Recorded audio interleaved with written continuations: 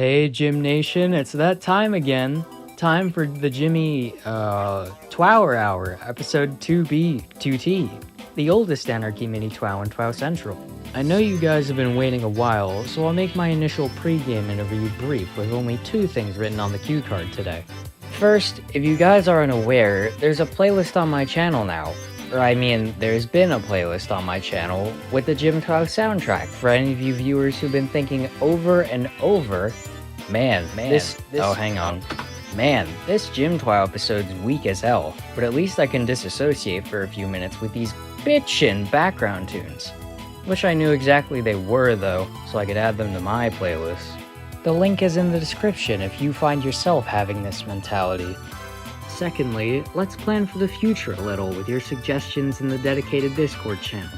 A statistics spreadsheet with all those juicy, normalized ranks and whatnot, along with nicknames or labels for the living JimTWOWers will likely come after the conclusion of round 4.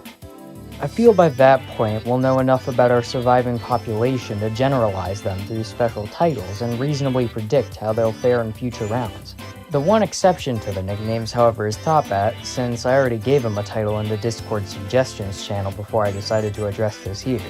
If you're curious, his government name is now Topat, the Calcetin Crusader. Alright, that's those two things down, let's move on to results.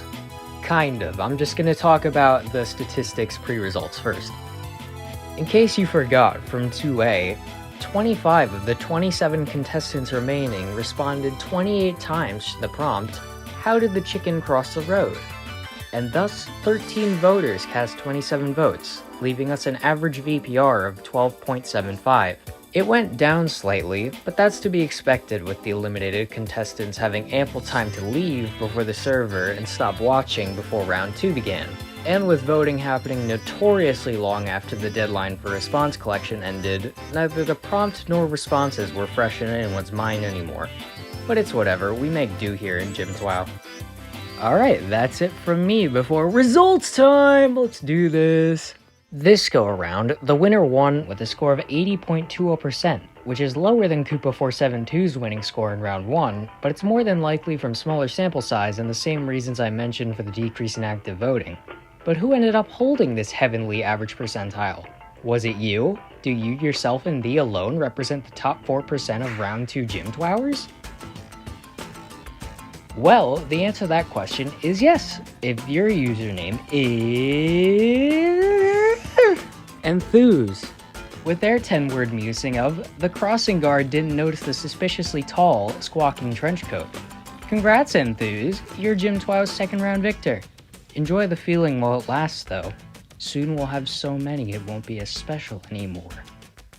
But on the topic of once-in-a-lifetime feelings, I kinda wanna see who will never feel the pride and joy of winning round 2, so let's go reveal the top 5. Skillingly bingly! Wow, okay, alright, that is so green, holy. And of course, Koopa just had to get 2 responses in the top 5 because he's just so cool. Nah, but jokes aside, that is pretty impressive. GG, Koopa. Anyways, now it's time to go over the top 5 for real. You know how it goes. Gold region prizes, gray region gets absolutely nothing because they don't deserve it. Starting off with the gold region, obviously. I already read Enthuses, you already know it's a reference to Vincent Adult Man from BoJack Horseman. Koopa's response is referencing infamous Pichu cheater Chaos, and Nerdy Gal said to move the square root of 2 spaces. I had to Google this, by the way. I play chess and somehow didn't know this, are you fucking kidding me? Anyway, Pretzel Dinosaur cucks prize this time for being annoying and asking for accommodations. What are those? Alright, that was the top 5. Pretty bare bones, but to be fair, the prompt was pretty simple and straightforward, so I guess that's what's to be expected. But where's everyone else, you might ask? We still have 20 people left to place. So let's check them out, why don't we? Here's a key for the leaderboard if you need it.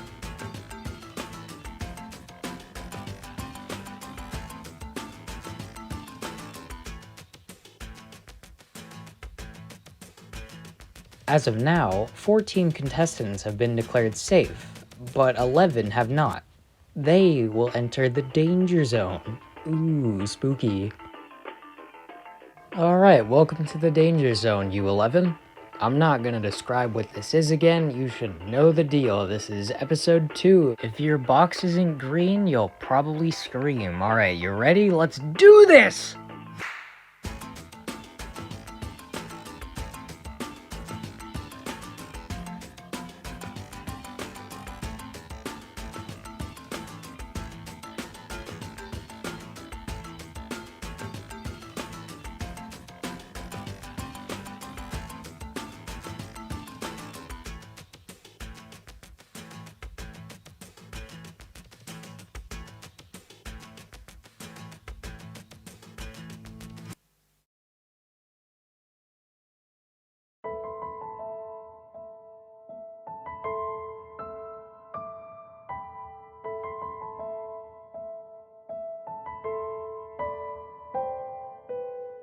Goodbye to Rowan, Wet Dog, Pixel L, Carrot, and Moopy. While your life in this silly game has unfortunately been cut short, you can at least leave with your mind at peace knowing you went further than Duck 7 and everyone else who died in round 1. Once again, I should be getting lamentful, but I only know one of you well enough to write a proper goodbye, so I'm establishing collective punishment, friend of mine or not, and simply saying goodbye and spreading it between you 5 unlucky twowers. Alright, that's round 2 in the books. Let's move on to stats. Because why not? So remember when I went on 5 months ago about Liffy and how he was so crazy that he got second, and I said this? I feel like this is a call from Satan to force me to make better mini-TWOWs, but I digress. Yeah, now it seems my mini-TWOWs are doing just fine. Especially now that Liffy just had the biggest fucking downfall in probably all of JimTWOW. Holy fuck! But for every Liffy, there's always gotta be a Cooper 47 too. Because, dude, how? Fucking how? Okay, I think I'm getting a little too worked up, so let's just move to the boring statistics. And when I say boring, I mean boring. Like I didn't even write anything funny in the script for them boring. Eli Gabrett's response, applying Newton's first law of motion, the chicken creates movement, was the most controversial, while Wet Dog's response, hopped across the road, got run over, crossy road created, was the least controversial. Liffy's second response, doing the chicken dance and moonwalking to the other side, had the highest skew, while fittingly, Enthuse's winning response, I ain't reading it again, had the lowest skew. Okay, prompt time.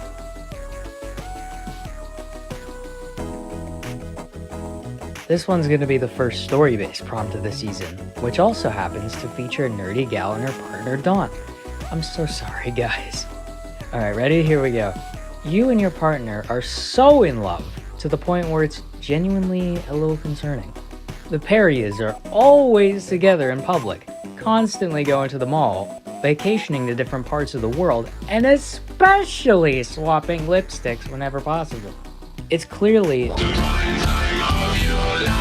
when suddenly you realize your guys' date night is tomorrow. And uh-oh, you still haven't picked the spot for it. But not to fear, panicking date mate. The JimTWOWers are here. I've tasked them each with the third JimTWOW prompt to get your situationship back in business. That prompt is, what's the best spot for a date with your partner and why? So, remaining 20, now's the time to lock in and like and subscribe and Nerdy Gal will fry. Your deadline will be a week from when this upload is published, so that'll be May 11th, 2024 at 5 p.m. Eastern Daylight Time.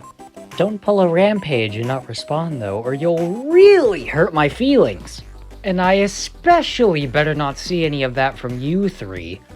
But that's it from me, so I'll see you guys in JimTWOW 3A, and sorry again, Nerdy Gal.